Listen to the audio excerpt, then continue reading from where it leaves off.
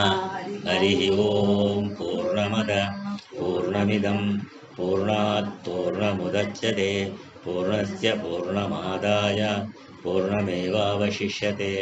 ओम शांति शांति शांति। आज 29 तारीख है, 19 अप्रैल। तो गुरुजी कृष्ण के बारे में कह रहे थे, नारद कृष्ण को टेस्ट करने के लिए, तो ऐसा कृष्ण अनेक कैसा होते हैं ये इसको मालूम नहीं, इसलिए वो क्या किया, एक एक घर में गया, रुक्मिणी के गया, सत्यभामा के यहाँ घर गया। तो कृष्ण के नारद ने सोचा था कि कुछ चुगली लगाऊंगा, तो जिसके पास गए वहाँ कृष्ण तो मौजूद था पहले ही, तो काम नहीं बना, तो किसको चुगली करेंगे, कृष्ण तो था उनके साथ। तो भगवान कृष्ण तो अंतर्यामी, सिर्फ सत्यभामा और रुक्मिणी का नहीं, सभी जीवों का अंतर्यामी है, ये याद रखना आप लोगों को। वो स्वरूप को नहीं भूले थे, हम लोग भूल गए हमारे स्वरूप को, अंतर्यामी का स्वरूप, अंतर में बैठा है, ये स्वरूप हमारा है। इसलिए बोले, हे नारद, मायागम पुर्याम मोहितश्चापि मां किदः सर्वभूत गुणैर्युक्तम नैव माम ज्ञातुमर्हसि। ये माया की पुरी है, ये जो सृष्टि है इसका नाम मायापुरी है। इसमें तुम खेद मत करो, माने इसका वरी मत करो ज़्यादा इसके बारे में। तुम कहोगे कि जहाँ भी मैं गया वहाँ कृष्ण तो पहले ही खड़ा है। सर्वभूत गुणैर्युक्तम नैव माम ज्ञातुमर्हसि, समझा रहे हैं नारद को, ये संपूर्ण ब्रह्मांड मेरी माया की पुरी है, ये पंचभूतों का बाजार है। कोई ये कहे कि इस ब्रह्मांड के में हम विराट पुरुष को पकड़ लेंगे, तो ये संभव नहीं है, ये तुम्हारी पकड़ से बाहर है विराट पुरुष। गुरु तुमको बाहर ध्यान करने के लिए कभी नहीं कहेंगे, अंदर ही ध्यान करने को कहेंगे। हृदय में ध्यान करो, सर्वभूतों से युक्त उस परमात्मा विराट पुरुष से ये जीव मिल नहीं सकता, लेकिन अंदर जो अंतर्यामी रूप से आया हुआ परमात्मा है उससे मिल सकता है। इसी को हम कहते हैं अच्युताय नमः, अनंताय नमः, गोविंदाय नमः। ये गोविंद ही अंतर्यामी है, अच्युत जो है वो परब्रह्म स्वरूप है, और अनंत जो है ये जगत स्वरूप है, माया जगत स्वरूप है। तो इसलिए सर्व कर्मकांड में भी अच्युताय अनंताय नमः गोविंदाय नमः, इसका अर्थ समझने से हमको मालूम पड़ जाता है। तुम तीनों को कहने से क्या होता है, तुमको सर्वभूत हित रहते आत्म परमात्मा को तुम पकड़ लोगे तीनों को बोलने से। एक अच्युत है, मैंने अपने स्वरूप से नीचे आया नहीं, उसका नाम च्युति, मैंने नीचे आ जाना, तो अपने स्वरूप से नीचे नहीं आया, उसका नाम अच्युत है। और अनंत जो है ये अनंत रूपों में दिख रहा है, वो प्रपंच अनंत शरीरों में, और उन शरीरों में जो है उसका नाम गोविंद है, वो उसका अंतर्यामी रूप से सब में मौजूद है। इसलिए परमात्मा को ध्यान करने के लिए गुरु अपने हृदय में ही ध्यान करने के लिए कहेंगे। ये विश्वरूप जो है वो भगवान ने अर्जुन को दिखाया, वहाँ 11वें अध्याय में 47 श्लोक में कहते हैं, मया प्रसन्नेन माने अनुग्रहेन तुमको ये विश्वरूप दर्शन मिला, दूसरे किसी को नहीं मिलेगा ये, क्योंकि परमात्मा की विश्वरूप दर्शन मिलना और अपने अंदर जो परमात्मा को देखना विश्वरूप रूप से, वही साक्षात्कार है। तो अपने अंदर जो परमात्मा है वही विश्वरूप है बाहर, तो लेकिन बाहर नहीं देख सकते उसको। इसलिए कृष्ण ने भी बोला, न वेदेन न यज्ञेन न अध्ययनेन, किसी भी तरह नहीं जा सकते हो, लेकिन बुद्धि में उसको पकड़ सकते हो, बुद्धि से। इसलिए आगे भी कहते हैं गुरुजी, वो परमात्मा कैसे मिलेगा तुमको, अगर आंख से देखने लगो चलोगे तो आंख तो रूप तक ही जाएगी, परमात्मा का कोई रूप नहीं। तो और ये गंध को लेकर चलोगे तो घ्राणेन्द्रिय गंध में ही रह जाएगी, शब्द को लेकर चलोगे तो श्रवणेन्द्रिय शब्द पकड़कर चलेगी, आगे नहीं जाएगी। तो जीभ को लेकर चले तो रसनेन्द्रिय स्वाद में रह गई, तो त्वगेंद्रिय भी स्पर्श तक ही जाएगी। माने ये 5 इंद्रिया और मन ये परमात्मा को, विराट परमात्मा को नहीं पकड़ पाएगी। तो इसलिए कह रहे हैं बाहर के पदार्थों को पकड़ता है, लेकिन अंदर जो परमात्मा है, बाहर जो परमात्मा है उसको पकड़ नहीं सकते। लेकिन बुद्धि जो है तुम्हारे अंदर को परमात्मा को पकड़ सकती है। बुद्धि बाहर के पदार्थों को पकड़ने में ये मन परतंत्र है, इंद्रियों के सहारे से ये बाहर के पदार्थों को पकड़ता है, बिना इंद्रियों के मन बाहर के पदार्थों को पकड़ नहीं सकता। इसलिए ये मन अंदर ही अंदर मदारी के बंदर की तरह नाचता रहता है मन। तो इसलिए चिंता शोक भय के पाजर में घूमता है मन। इसलिए कह रहे हैं सर्वभूत गुणे ही युक्तम, इंद्रियों के बल से ही इस विराट से क्या मिलोगे, तो शरीर से ही कल्पना करो मन में। कोई 6 फुट का जवान पिता खड़ा है, बच्चा छोटा है, मान लो पकड़कर कड़ा भी हो गया 1.5 फुट का बच्चा, तो ज़्यादा से ज़्यादा उनका जांग पकड़ लेगा, किंतु पिता के सारे शरीर को तो पकड़ नहीं सकता। इसलिए हृदय में ही जाना पड़ेगा। ये शो अंतर हृदय आकाश, ये चांदोक्य के 8वें अध्याय में दहर विद्या का वर्णन है।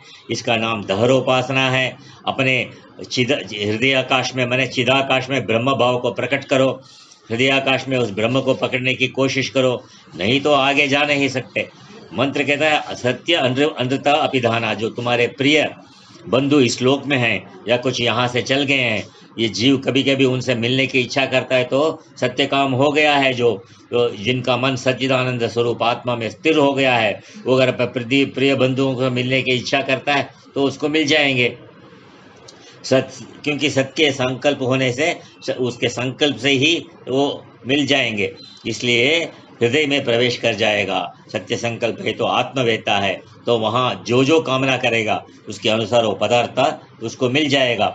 ये सब ये एक अंतःकरण को ही भावनाएं हैं, वो मिलना भी अंतःकरण से ही है, अंतःकरण में ही है। ये संबंधों का भी जो भी हम हैं जागृत अवस्था में, हम पति पत्नी बेटा बेटी, ये संबंध जो है ये भी अंतःकरण के भावनाएं हैं। जो एक लड़का लड़की घूम रहे हैं उनका क्या संबंध है, लेकिन उनकी भावना हो गई शादी के बाद ये मेरी पत्नी है, ये भावना है कि नहीं, तो वो भावना से संबंध हो गया। तो इधर एक क्लैरिफिकेशन चाहिए। हाँ, अभी आप बता रहे हैं ना वो क्या कामना करेगी उसको मिलेगी वो सब, लेकिन वो क्यों कामना करेगी, वही आगे आ रहा है वो अभिप्राय। इसलिए कह रहे हैं कि क्योंकि सत से मिलकर उसका संकल्प सत्य हो गया है, संकल्प करेगा वही उसके सामने खड़ा हो जाएगा। क्यों कभी खड़ा हो जाएगा, संकल्प करेगा तो। वो संकल्प करेगा या नहीं हमको मालूम है, वो ज्ञानी को ही मालूम है। तो संकल्प संकल्प जरूर करेगा ऐसा नहीं लिखा है, यदि लिखा है यदि संकल्प करेगा तो उसको दिखेगा, तो माने सच्चे संकल्प हो जाएगा। संकल्प नहीं, किसी सिद्धि दिखाने वाले तो संकल्प दिखा देते हैं, लेकिन वो सिद्धि बनकर क्या होता है, सिद्धि बनकर उसको आकर्षण नहीं करता उसको। जैसे हम भी सुना है रमण महर्षि के बारे में, जो बच्चे को देखा तो बच्चा का प्राण चला गया था, उसके आंख से पानी गिरी तो बच्चा जिंदा हो गया। ऐसे कभी कभी हो जाता है, लेकिन पर्पसली नहीं करते। जैसे कोई देवता की उपासना करे, उसकी उपासना जब पूर्णता की ओर आगे बढ़ती है तो देवता उसके सामने मूर्त रूप से खड़ा होता है।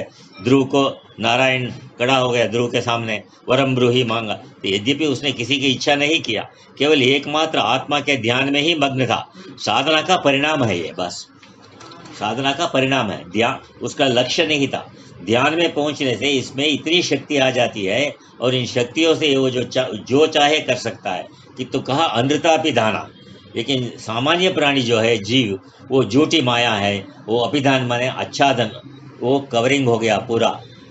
जैसे कार के ऊपर हम कवर डाल देते हैं, वो कौन सा कार है कभी कभी मालूम नहीं पड़ता, इसलिए जैसा ये पूरा कवर हो जाता है। कौन सा, उसका मन अनृत झूठ से। जब तक अज्ञान बैठा है तब तक रस्सी को ही रस्सी सर्प जैसा बांधता रहेगा। ज्ञान होने से सर्प हटेगा। सर्प डंडे से नहीं हटने वाला, गोली से भी नहीं मरेगा। अज्ञान से जो उत्पन्न हुआ है वो ज्ञान से ही मरेगा, तो नहीं हटेगा। ये जो अज्ञान है, जिसको अविद्या कहते हैं, जिसको माया भी कहते हैं, ये भाव रूप है। अज्ञानम भाव रूपम यद विज्ञानेन विलीयते तद अज्ञानमिति बाहुः प्राज्ञा वेदांत वेदिनाः। जैसे सुख और दुख, जिस समय दुख होगा उस समय सुख तो नहीं होगा, तो दुख क्या भाव रूप है या अभाव रूप है? दुख, सुख का अभाव दुख नहीं है, दोनों अलग अलग पदार्थ है। दुख का असली पदार्थ है, ऐसे ही अज्ञान अलग अलग है, ज्ञान अलग है। तो अज्ञान ज्ञान का अभाव नहीं है। अज्ञान को यदि ज्ञान का अभाव मानो तो अभाव से कुछ उत्पन्न होता नहीं, अज्ञान किसी का कारण बनता नहीं। अतः ज्ञान स्वतंत्र पदार्थ है और अज्ञान स्वतंत्र पदार्थ है। तो प्राचीन जो दार्शनिक वेदांती हैं वे ऐसे मानते हैं, गीता में भी कहा है अज्ञानेन आवृतम ज्ञानम। तो इस आत्मा को अज्ञान अविद्या माने माया ने ढक दिया है। अनृता अपिधाना, सत्य को ढकता है। तो इसी प्रसंग से कह रहे हैं मैं हूँ ये ज्ञान सबको है, मैं नहीं हूँ ऐसा किसी को स्वयं का अभाव का ज्ञान नहीं होता।